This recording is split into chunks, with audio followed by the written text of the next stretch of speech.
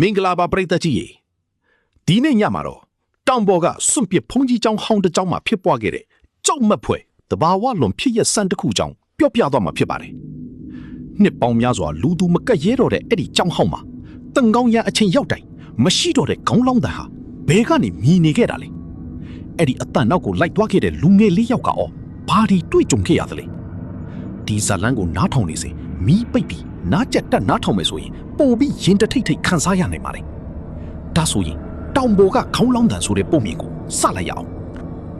ဒီအဖြစ်အပျက်ကကျွန်တော်ငယ်ငယ်တုန်းကကြားခဲ့ရတဲ့တကက်ကြောက်စရာဇလန်းတစ်ပုဒ်ပဲကျွန်တော်တို့ရွာရဲ့မြောက်ဘက်တောင်ကုန်းပေါ်မှာစွန့်ပစ်ထားတဲ့ဖုံးမီးကျောင်းဟောင်းတစ်ကျောင်းရှိတယ်လွန်ခဲ့တဲ့နှစ်ပေါင်းများစွာကမိုးကြိုးပစ်ခံရပြီးနောက်ဘသူမှမနေတော့ဘူးဒါပေမဲ့ရွာသားတွေကထူးဆန်းတဲ့အရာတစ်ခုကိုအမြဲပြောကြတယ်တန်းခေါင်းကျော်ရင်ခေါင်းလောင်းတန်ကြားရတယ်ပြဿနာကဖုံးကြီးကျောင်းမှာခေါင်းလောင်းကြီးမရှိတော့တာနှစ်ပေါင်းများစွာကြာနေပြီတနေ့တော့ကျွန်တော်နဲ့တငယ်ချင်း၃ယောက်ဟာအဲ့ဒီအကြောင်းစုံစမ်းဖို့တောင်ပေါ်ကိုတက်သွားကြတယ်ည12နာရီထိုးဖို့နီးလာတဲ့အချိန်လေတိုက်တန်အောင်မကြားရအောင်တိတ်ဆိတ်နေတယ်ရုတ်တရက်ဒေါင်းဒေါင်းဒေါင်းခေါင်းလောင်းတန်ကြီးထွက်ပေါ်လာတယ်ကျွန်တော်တို့၄ယောက်လုံးကိုယ်ခန္ဓာတစ်ခုလုံးကြက်တီးထသွားတယ်အတန်ကကြောင်းဟောင်းရဲ့အတွင်းဘက်ကနေထွက်လာတာသိကြတယ်ကျွန်တော်တို့မီးတုပ်ကင်ပြီးအထဲဝင်သွားကြတယ်အဆောက်အဦတစ်ခုလုံးဖုန်နေတက်နေတယ်လူမရှိတာကြာပြီဆိုတာသိတာတယ်ဒါပေမဲ့ကျမ်းပြင်ပေါ်မှာလက်လက်ဆက်ဆက်ခြေဓာတ်တွေကိုတွေ့လိုက်ရတယ်အဲ့ဒီခြေဓာတ်တွေကကျောင်းရဲ့အနောက်ဘက်အခန်းတစ်ခန်းစီဥတည်နေတယ်တကားကိုဖွင့်လိုက်တဲ့အချိန်အခန်းထဲမှာဖုန်ကြီးတစ်ပါးဒူးထောက်ထိုင်နေတယ်သူ့ကြောကိုပဲမြင်ရတယ်အရှင်ဖျားလို့ကျွန်တော်တို့ခေါ်လိုက်တယ်သူကမဖြေဘူးဒါပေမဲ့ဖြည်းဖြည်းချင်းထလာတယ်ပြီးတော့ခေါင်းကို180ဒီဂရီပြန်လှည့်ပြီးကျွန်တော်တို့ကိုကြည့်လိုက်တယ်မျက်လုံးနှစ်ဖက်လုံးမဲနဲ့နေပြီးပါးစပ်ကနေအနက်ရောင်တွေးလို့အကြီးကြီးစီးကြနေတယ်အဲ့ဒီအချိန်မှာပဲကြောင်းတစ်ခုလုံးမှာခေါင်းလောင်းတန်တွေအဆက်မပြတ်မိလာတယ်ဒေါင်းဒေါင်းဒေါင်းပြီးတော့ဖုန်ကြီးကပြုံးပြီးပြောလိုက်တယ်နှစ်ပေါင်း90ကြာမှအဲ့ဒီရောက်လာပြီဖုန်ကြီးရဲ့အတန်ဟာလူတစ်ယောက်ရဲ့အတန်နဲ့မတူဘူးအဝေးတနေရာကနေပဲ့တင်ထပ်လာတယ်လို့ကြားနေရတယ်ကျွန်တော်တို့၄ယောက်လုံးကြောက်လန့်ပြီးနောက်ကိုဆုတ်လိုက်ကြတယ်ဒါပေမဲ့အခန်းတကားကြီးကရုတ်တရက်ဂျင်းဆိုတဲ့အတန်နဲ့ပိတ်သွားတယ်အပြင်ကိုထွက်ဖို့လမ်းမရှိတော့ဘူးပြေးကြလို့ကျွန်တော်អော်လိုက်ပေမဲ့ဘယ်သူမှမလှုပ်နိုင်ကြဘူးဘုံကြီးကဖြည်းဖြည်းချင်းကျွန်တော်တို့ဘက်လှည့်လာတယ်သူ့ခြေထောက်တွေကကျမ်းပြင်ကိုမထိပဲလေထဲမှာရွေ့နေတယ်လို့ဖြစ်နေတယ်အဲ့ဒီအချိန်မှာမောင်လှကနန်ရန်တစ်ဖက်ကိုလှက်ညှိုးထိုးပြီးတုံတုံရင်ရင်ပြောတယ်အဲ့ဒါပါကြီးလေကျွန်တော်တို့ကြည့်လိုက်တော့နန်ရန်ပေါ်မှာအနက်ရောင်လက်ရာတွေအများကြီးပေါ်လာတယ်လူတယောက်နန်ရန်ကိုလက်နဲ့ရိုက်ပြီးဆွဲချသွားသလိုလက်ရာတွေဖြစ်နေတယ်နောက်တော့စလုံးတွေပေါ်လာတယ်မထွက်နိုင်ဘူးမလွတ်နိုင်ဘူးသူပြန်လာပြီအဲ့ဒီစာတွေဟာသွေးနဲ့ရေးထားသလိုနှီးရဲနေတယ်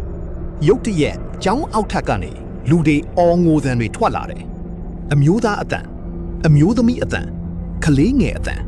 အတန်တွေအားလုံးရောထွေးပြီးကြားနေရတယ်ကျွန်တော်တို့ရဲ့မီးတုပ်ကလည်းတစ်ချက်မှိတ်နေတယ်မီးအောင်နောက်တစ်ခါလင်းလာတဲ့အချိန်ဖုန်ကြီးမရှိတော့ဘူးဒါပေမဲ့ကျွန်တော်တို့ရဲ့အနောက်မှာလူတစ်ယောက်ရပ်နေတယ်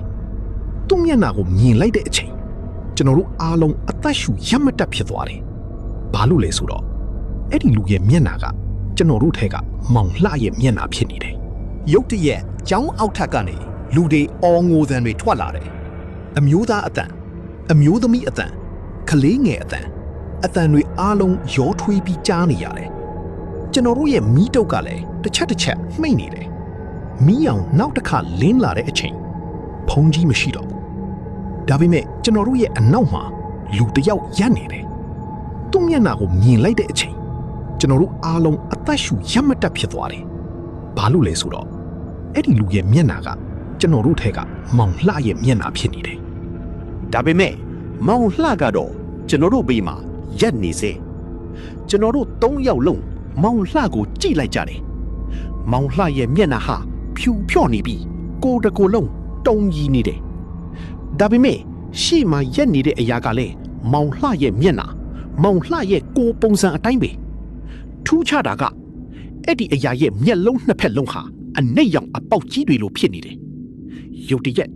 ရှေ့မှာရက်နေတဲ့အရာကပြုံးလိုက်တယ် ဒါပေမဲ့အဲ့ဒီအပြုံးဟာလူတစ်ယောက်ပြုံးတဲ့ပုံစံမဟုတ်ဘူးပါဇက်ဟာနာရွက်နှစ်ဖက်နားထိပြဲသွားတယ်မောင်လာလို့ကျွန်တော်တိုးတိုးလေးခေါ်လိုက်တယ်မောင်လာကတုံကြီးနေတဲ့အတန်နဲ့ပြန်ပြောတယ်အဲ့ဒါ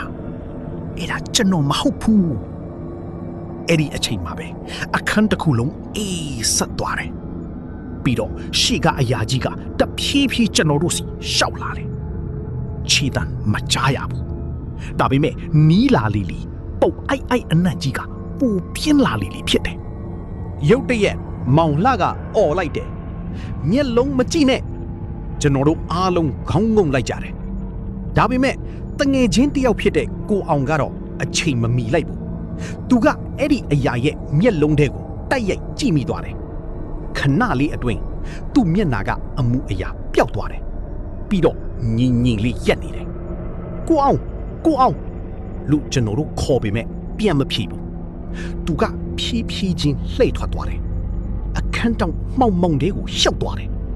မီးတုံနဲ့ထိုးကြည့်လိုက်တော့သူမရှိတော့ဘူးလူတယောက်ပျောက်သွားဖို့မဖြစ်နိုင်တဲ့နေရာမှာလုံးဝပျောက်ကွယ်သွားတာအဲ့ဒီအချိန်မှာကျောင်းဟောင်းကြီးတစ်ခုလုံးလှုပ်ခါလာတယ်နံရံတွေမှာအကျောင်းတွေပေါ်လာတယ်ပြီးတော့အပေါ်တက်ကနေအတန်ကြီးတစ်တန်ထွက်လာတယ်နောက်တစ်ယောက်အဲ့ဒီအတန်ဟာကျောင်းတစ်ခုလုံးပဲ့တင်ထက်နေပြီးကျွန်တော်တို့ကိုရွေးချယ်နေတယ်လို့ခံစားရတယ်ကျွန်တော်မောင်လှနဲ့ကြံတဲ့တငယ်ချင်းတယောက်ပဲကြံတော့တယ်ကိုအောင်ကတော့အမှောင်ထဲမှာပျောက်ကွယ်သွားပြီကျွန်တော်တို့၃ယောက်လုံးထွက်ပြေးဖို့စူးစမ်းကြတယ်ဒါပေမဲ့လှေကားဆေးမဲ့အချိန်မှာကျမ်းပြင်ကြီးရုတ်တရက်ပြိုကျသွားတယ်ဝုန်းကျွန်တော်တို့အောက်ကိုပြုတ်ကျသွားကြတယ်တတိပြန်ရလာတဲ့အချိန်အေးဆက်ပြီးစိုးစွတ်နေတဲ့နေရာတစ်ခုမှာရောက်နေတယ်မီးတုပ်ကိုဖွင့်ကြည့်လိုက်တော့အဲ့ဒီနေရာဟာကျောင်းဟောင်းရဲ့မီးအောက်ခန်းဖြစ်နေတယ်နယံတွေတလျှောက်တန်ချေးတက်နေတဲ့တန်တကားတွေအများကြီးတွေ့ရတယ်အခန်းရဲ့အလယ်မှာတော့ကြောက်တုံးကြီးတုံးရှိနေတယ်ကြောက်တုံးပေါ်မှာရေးထားတဲ့စာတွေကိုဖတ်လိုက်တဲ့အချိန်ကျွန်တော်တို့တွေးအေးသွားတယ်ဤနေရာတွင်မကောင်းဆိုးဝါးအားချုပ်နှောင်ထားသည်တစိတ်တော်မပျက်စီးစေရ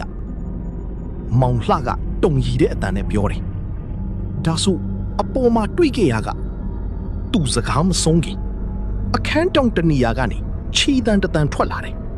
တောက်မီးတုံနဲ့ထိုးကြည့်လိုက်တော့ကိုအောင်ဒါပေမဲ့သူ့မျက်လုံးတွေကအနက်ရောင်ဖြစ်နေပြီ